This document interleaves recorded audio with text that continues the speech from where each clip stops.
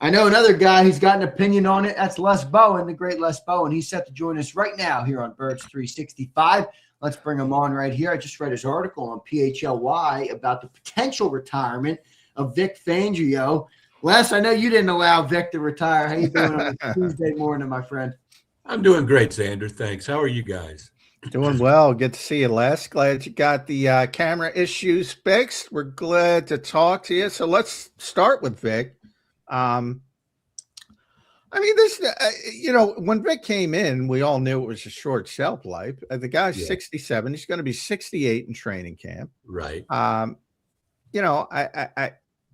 The Eagles know it's in that sort of year-to-year mode.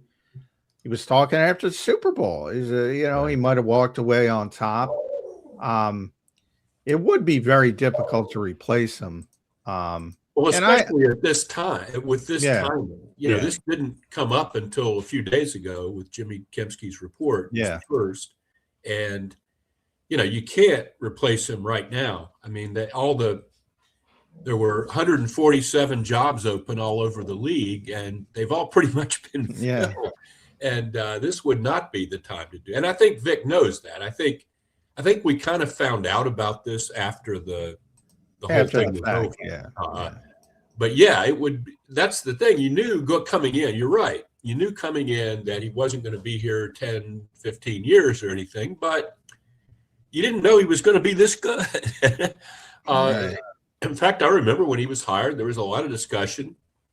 Some of the other Fangio-style defenses in the league hadn't been doing that well in the last few years before Vic came here. And Vic had just one and done in Miami, left by mutual decision there. So we didn't have any – we thought that this guy would bring order out of chaos, but we didn't have any idea the defense would become the backbone of the team, which it has.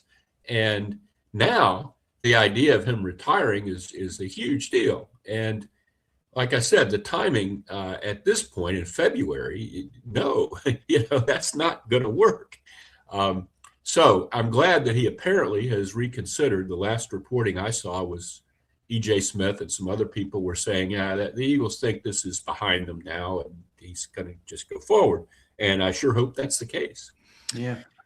Yeah, and your point about, I'm in the mentality of, look, even if it comes out of left field at an inopportune time, I agree with the Eagles. I'm lobbying to get this guy back at all times because I don't care what the timing is, Les. The replacement isn't going to be as good. You mentioned some of those.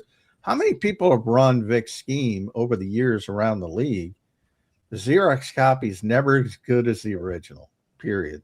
So, you live with the shelf life. You take the shelf life you have with Vic Fangio. That's where I am. And I'm like, all right, if I'll deal with the consequences once he decides to go. And you'll probably take a step back and you have to recover in a different way. But I got to take advantage of this shelf life. That's how I kind of see it with Vic Fangio. Absolutely. But the thing is, John, and you know this, you guys both know this, when you change, unless you take one of his lieutenants, and the top one that everyone thinks is the top one, Christian Parker, just left to go to Dallas. Unless you take one of his lieutenants, you're going to be installing a new scheme with new priorities. Yeah.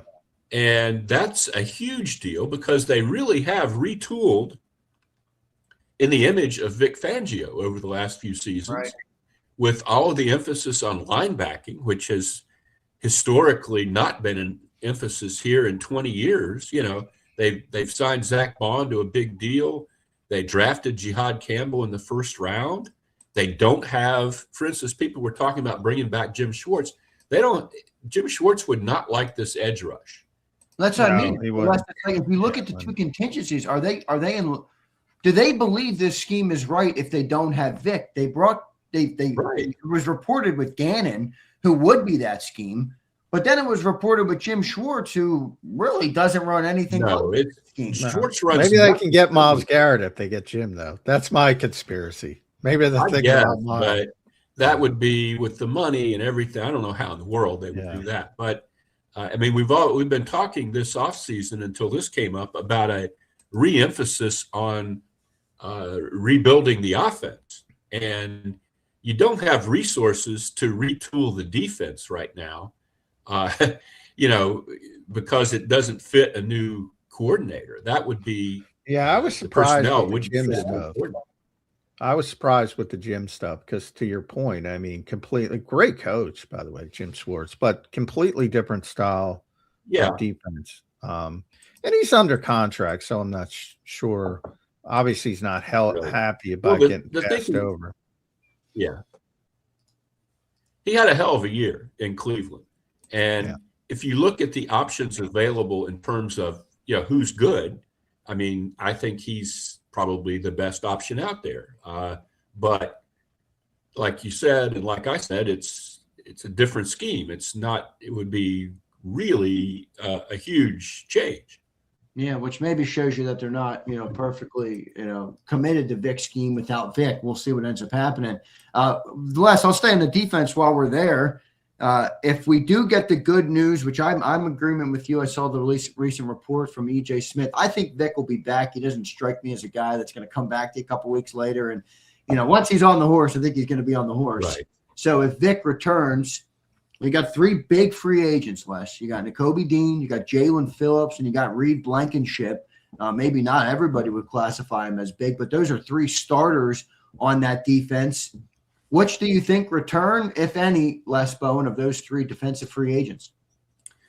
Well, I think we have to be prepared for the possibility that none of them will.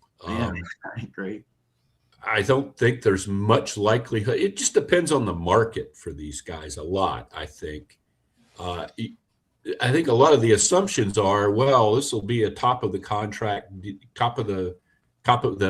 heap contract at this position for each of these guys. I don't know. I mean, Nakobe Dean's been injured so much, they might have a shot at bringing him back just because it's, because nobody might want to invest a lot of money in Nakobe Dean.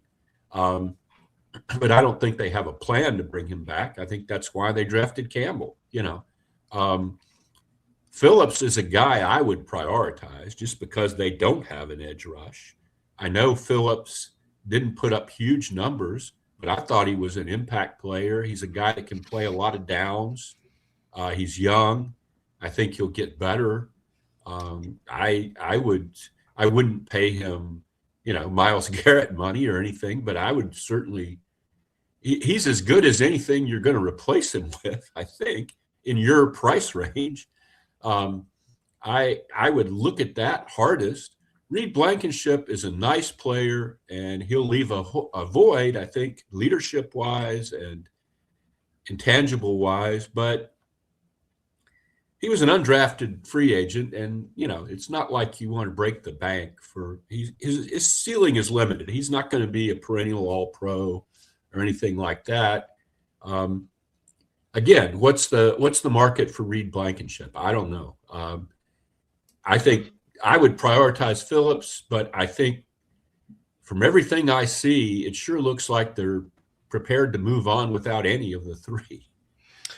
The cap is going up from, I think, 279 to 303, somewhere 303 to 306. So pretty significant rise. So, just to button this up, because we got to talk about the offense, but I'm with you with Jalen Phillips. I thought he was great. I thought he was great. I thought, he was a sort of the final piece of a puzzle, and it all fit together. I really think the defense got a lot better. So, Spot Rack over the cap. I think it was Spot Rack did the market value, and they had 3 years, $52 million. So $17 million plus a year. To me, that's a no-brainer. I don't know how you get Jalen Phillips at 27 years old, right, at $18 million a year with the cap going up that much.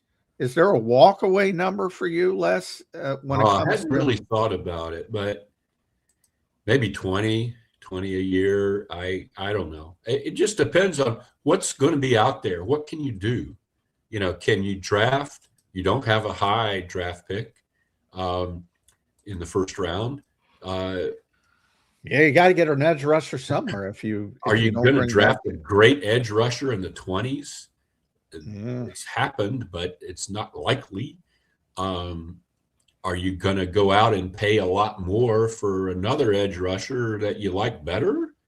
I don't think you can just let him leave and go with what you have. That doesn't seem like an idea that I could support. I don't know what my ceiling would be, John. They want to do all what's looming in the background here.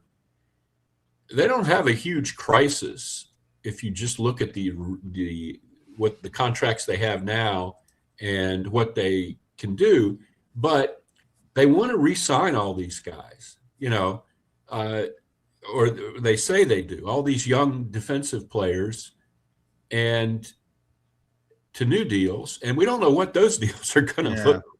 And that stuff's so fluid though, Les, because Yeah. last year, look, they want to pay Quignon, but they have time. Yeah. Cooper, they have another year. Obviously, those guys are no-brainers. But what we thought about last year with Jalen Carter, look, they're going to bring him back. I don't think there's any question. But now I have some concerns with the shoulders and do you give top of the Jalen Carter market? $150 million? Yeah, exactly. Nolan Smith, I don't even know if they're going to bring Nolan Smith back now. Right, he did very little after he came back from the injury. I was disappointed. And I thought Jalen Hunt looked better at the end of the season. These deals, though, I mean, I agree that there are questions about several of these guys, but this is their MO. This is what separates them from, say, the Cowboys. The Cowboys wait until they have no other alternative and then pay an absolute pay the premium. Yeah, makes the no Eagles sense. Get it done early and pay a decent amount less than what ends up being the top of the market when the contract finally would come to, when they would have to do it. And if you put 4 or 5 guys, Tim Calishaw in the Dallas Morning News wrote a really good column about this a few weeks ago. You put 4 or 5 of those contracts together, and suddenly you've saved an enormous amount of cap room over what the Cowboys do. Yeah. So that's a good way to work. But it makes it really hard to project, what you can pay, for us to project anyway, what you can pay Jalen Phillips or somebody like that when we don't know what they want to do with these other guys. Yeah. Well, it's going to be interesting to see what they do there. Les, let's shift over to the offense. All right, you got Sean Mannion. We didn't talk to you. Let me just, before I muddy it, what is your reaction? What is your response to the Eagles hiring 33-year-old Sean Mannion to be their offensive coordinator? Well, I'm in favor of it. I mean, it's tricky in that he hasn't called plays, but they brought in Grizzard, who has called plays, to help out. I kind of thought this would be the direction they would go. This is a Jeff Lurie type move, young, innovative, different. I didn't think you were going to see, a Nick Sirianni buddy like Jim Bob Cooter. I know they looked hard at him, but that's just, I think Lurie's seen enough of the hitch routes. And, I think they're going to – now the question is, you bring in a guy like Mannion who doesn't have a huge resume and clout, and what is Nick going to do? Is Nick going to let him change everything? We saw with Kellen Moore that just because you bring in somebody who does various things, that doesn't mean the Eagles are going to do various things. I want to know for a fact that they're not running Nick's offense next year with maybe a little more variety in the play calling. I think that's a danger here. But this is the kind of bold, let's find somebody who's on the cutting edge sort of thing that Lurie likes. I think the hard part for Nick would be would you let him less? I know Nick gets crap, but man, this guy's been pretty successful as a head coach. And now you got Sean Mannion, who's never called an NFL game in his life. Sure, Sean, you can change my offense, and if we fail, by the way, I'm going to be fired as the head coach. You'll be fired too as the coordinator, but I'll be fired as the head coach. I don't know. I feel like that's a very good point. That's a very good point. But I think they've had to have talked all this out with Nick, and made it clear to him that we're not going to watch what we've been watching the last few years. But we'll see how it works out. I mean, another scenario is they start off with all this new stuff, and it's Hurts isn't that adaptable, and theoretically there might be problems. The offensive line maybe still isn't fixed, and it doesn't go well for 3 or 4 games. Does Nick just grab everything back? I mean, is this written in stone that Mannion is going to get the whole year to work through all this new stuff? It's going to be fascinating to watch. It is fascinating. Yeah. And I'm glad we have you, Les, today, because I wanted to ask you that question, because you've been around Jeffrey Lurie a long time.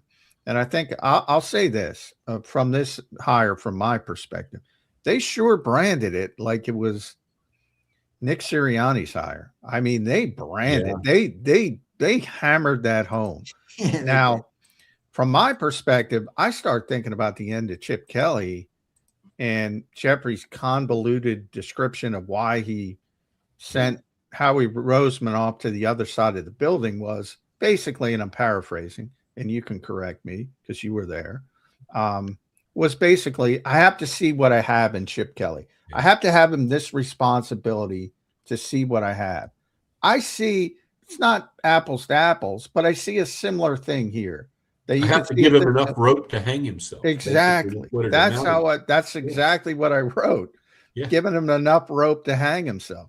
Is that what's going on here? Because I think that's a bad way to do business if that's what's going on here. It is a bad way, but I don't know what you do in this situation, John. It's a really odd situation.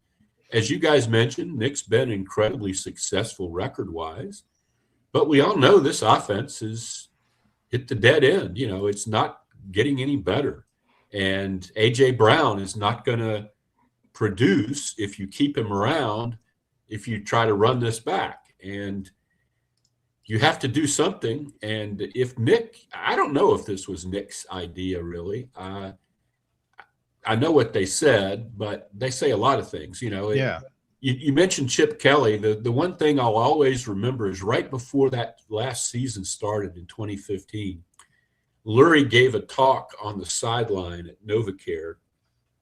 It was like the last week of the preseason.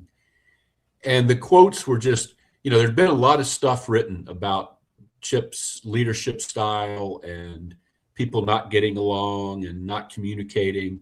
And Lurie just went to the wall with, Chip is the most wonderful leader and greatest guy in the world and blah, blah, blah, And it was all crap. I mean, none of it was true, and he didn't believe any of it. But he wanted to put that out there to get people to stop probing the problems.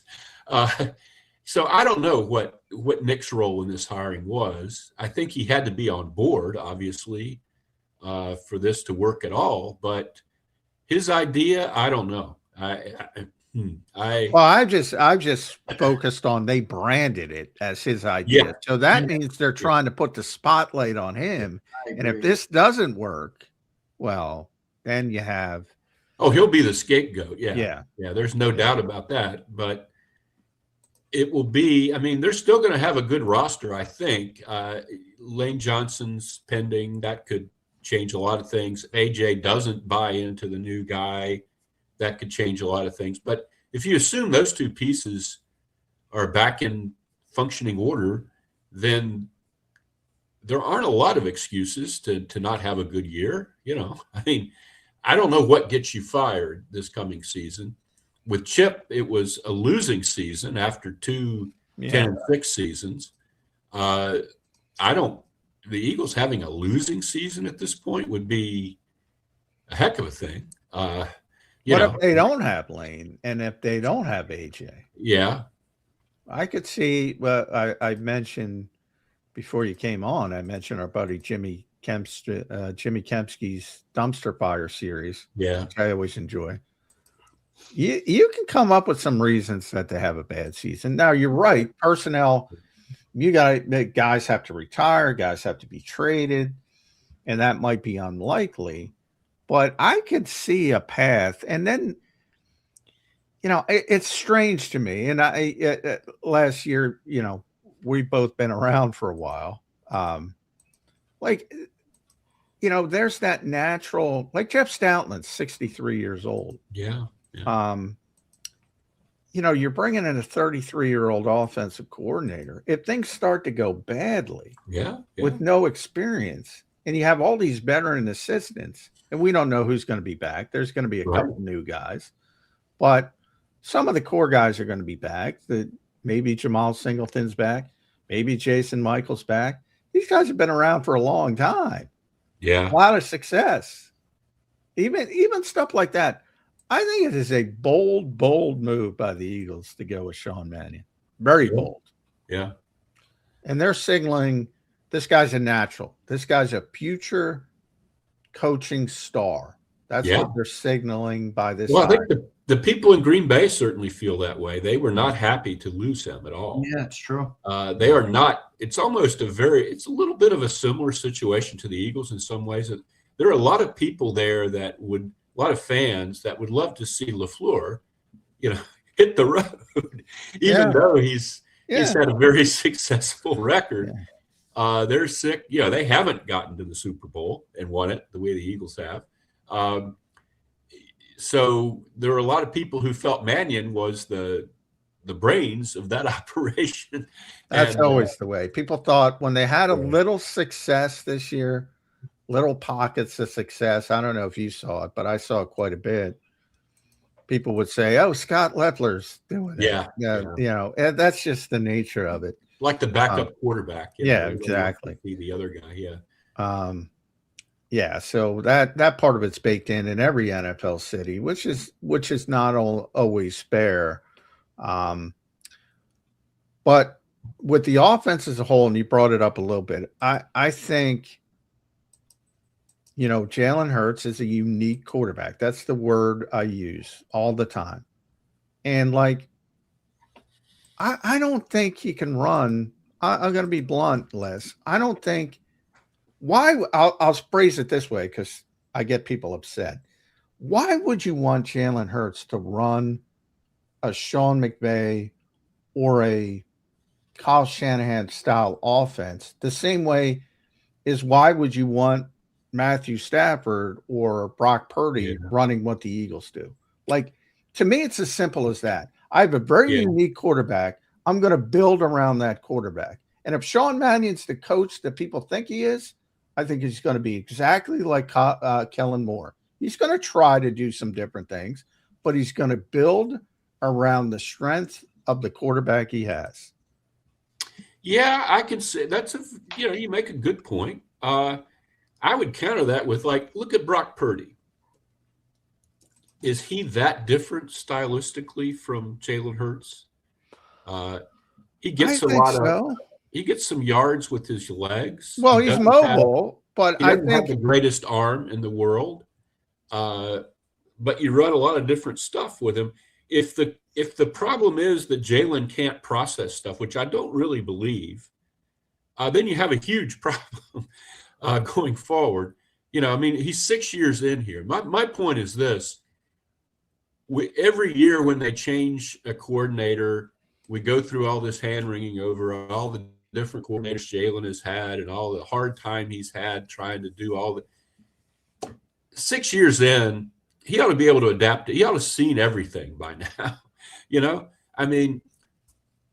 He's got to mix it up a little.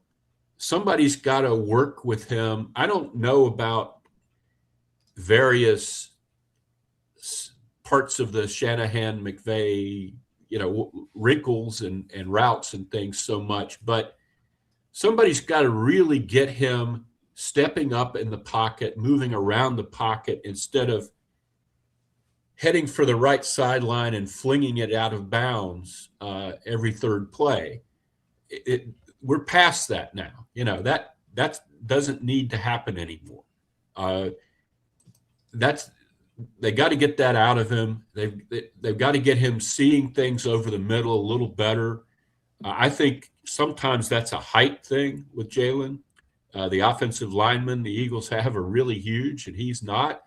But Drew Brees was a guy that could sort of dip and dodge back there and find the way to get the ball out. There has to be growth from Jalen Hurts. It isn't just about adapting to Jalen at this point. I'm a big Jalen guy. I like Jalen. I don't think he's, there are some people in the fan base who think that Jalen's, terrible and all this stuff. That's not the case, but he does have to grow. He does have to change. Right. I think defenses are very well attuned to the things that Jalen does well. And the running thing, that could have helped him last year if he was more willing to run. But in the long run, as he gets older and older and older, that's not going to get you, that 5 more good years. There has to be more. There has to be more to it. He has to develop a little bit in some of these passing concepts and pocket awareness concepts that so far have been lacking, if you ask me. Well, you brought up Brock, so I'll say, what's the difference? Because Brock's pretty mobile. What's the difference to me for Brock Purdy and Jalen Hurts? Well, Brock Purdy is, or has been early in his career, a timing-based quarterback. The ball comes out on time. Yeah. And more of an anticipatory thrower. Now, can Jalen Hurts evolve in that aspect? Sure, everybody can get better. Tom Brady talks about it all the time when it comes to trusting yourself, and he was a better quarterback at 42 than he was at 28 when it came to that kind of stuff. So the more you play, you can always get better and better and better. So I want to ask you this question. How much because a lot of it is Jalen, I think he's good at processing too. I think that's part of his game that's really evolved over the years. He's gotten better at that. However, too often he holds on to the ball when guys are open. Guys in the NFL, you're open a yard. And if you don't throw the ball on time, it closes really quickly. True. Is part of that just the risk averse nature of this offense pounding into his head? Don't turn it over. Don't turn it over. Do they have to have a better balance and say, you know what, maybe occasionally a turnover is not the worst thing in the world if we're going to be a lot more explosive on offense? Well, I would endorse that. I don't know. That's a great question, John. They were kind of in that mode in 2023 when things fell apart, and I don't think it was really the offense's fault that things fell apart. But for much of that season, they had a very explosive offense with more turnovers than they've had since. Last season it was apparent that was Nick's grail, was if we don't turn the ball over, we won't lose. Well, they got to the playoffs. They won the turnover battle 2-0, and they lost. True. That is not the holy grail all the time. Games happen where if you don't do anything with the opposition's turnovers, then it's not, and if you are going for it on 4th down and not making it, which is like a turnover, the effect is mitigated quite a bit. I would like to see him take a few more chances, but I really think, and I'm way out of my league here. I'm not an X and O guy, but I don't know that he has guys running open all the time. The way they run their offense, they depend on people to win one-on-one so much. I think if you schemed guys open, he could find them. They don't do a lot of that. I mean, you look at other games and you see these, they sent 2 guys over here and the safety went with that guy, and then they brought this 3rd guy underneath and there's nobody on that side of the field. When do the Eagles do this? I don't know. I think you're right to a point, but I also think they can do a lot more to make it easier for him. Part of their problem the last year or two has been depending on winning one-on-one battles that receivers, AJ primarily, are not winning. They do a lot of one-on-one stuff. That's fair. And the Eagles believe that AJ's going to win, and they believe Devontae's going to win, and it didn't happen as much as it had in the past. That's Right. part of it as well. Yeah. And that was built on the foundation of they did win a lot one-on-one. So that's why they played that way. At Les Bowen, make sure you follow Les on the X platform. Read him at PHLY. He has got a great Vic Fangio piece up, as Xander mentioned. Make sure you read him there. It's always fun to catch up. Les, who's going to win the Super Bowl? Oh, I really like the Seahawks. I'm a little bit afraid that Sam Darnold will become Sam Darnold again. Everybody's Sam, man. Poor Sam. Well, Sam's it happened the in the biggest playoffs game last year. It happened in the first playoff game. You know, I feel bad for that Minnesota general manager because after I saw that playoff game that Darnold played last year, I wouldn't have. Now, I think they made the decision before that, but I would not have, said, well, here's the thing. I know Kwesi. I like him. She just opened up a can of worms. Yeah. Well, my thing is, he not only chose J.J. McCarthy over Sam Darnold, he chose him over Daniel Jones and Aaron Rodgers. That's true. With a team that most people thought was ready to. Right. You can't survive. I love the guy. I don't like when anybody gets fired, but you can't survive that in the NFL. Those kind of options. Oh, I agree. But with Darnold, we're talking about the game this weekend. He's done so well. I want to see him do it. I'm pulling for the Seahawks, but I just have that little bit of question. But I honestly don't think the Patriots are that good. I think either do I. I'm amazed not anywhere close to the NFC this year. And I'll be really surprised if the Patriots are able to shut the Seahawks down the way that they did. Getting to play against the backup quarterback in Denver, it should be Denver playing in this game, frankly. If Denver had Bo Nix, there's no way that Patriots with Drake May did not play well. Mm-hmm. And that, it should be Denver, Seattle. It isn't. And I really think Seattle should win unless Darnold really, really messes up. Les, thank you for joining in, brother. We appreciate it. As always, it's always good to talk to you. An honor. We appreciate it. We'll talk to you again soon. All right, Les? All right, guys. Good to talk to you. Thank you, Les. Yep, there's Les Bowen joining us right here on Birds 360.